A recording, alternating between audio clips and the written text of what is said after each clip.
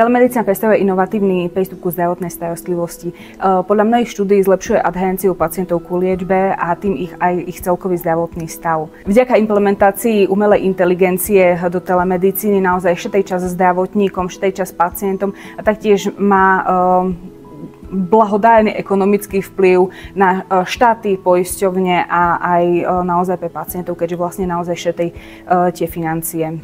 Telemedicína na Slovensku bude mať naozaj, aj bude mať naozaj široké využitie a je to hlavne z toho dôvodu, že v Európskej únii patríme ku populácii, ktorá má najväčšie využívanie všeobecných lekárov a špecialistov. Je to viac ako 12 preventívnych prehliadok na jedného obyvateľa do roka, čo je najviac v Európskej únii.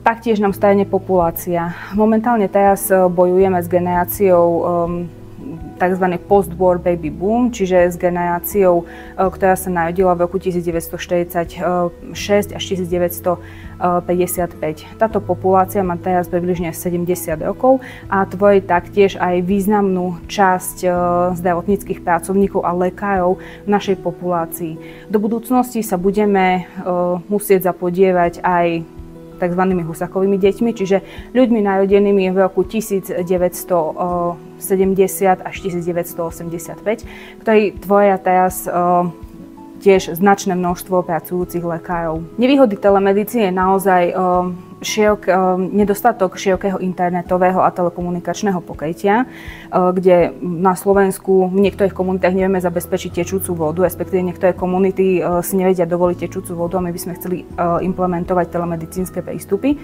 Je to naozaj zo začiatku finančne náročné, hlavne pre nás ako pre štát. Je to náročné technologické, je to taktiež náročné legislatívne, keďže telemedicínu sme iba nedávno implementovali do legislatívy a nemá ešte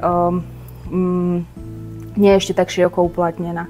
To znamená, neexistujú nejaké presne špecifikované právne normy, neexistujú legislatívne normy pre telemedicínske služby. Je to aj finančne náročné, je to finančne náročné pre pacientov, je to tiež finančne náročné aj pre poisťovne. A hlavne každá krajina má iný systém. To znamená, niekde naozaj tie štáty podporujú tie telemedicínske programy, dotujú ich, potom nejaké charitatívne služby, napríklad v Amerike tieto služby dotujú pre veteránov určité skupiny.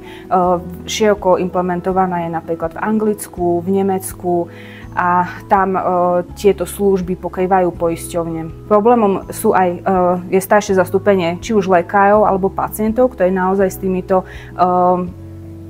modernými službami nemajú jednak toľko skúseností a jednak nevedia tieto telemedicínske služby ovládať. Taktiež bez zapojenia umelej inteligencie a stredného zdravotného personálu naozaj nie je možné ušetriť čas aj tým praktickým lekárom a zvýšiť dostupnosť tej zdravotnej starostlivosti.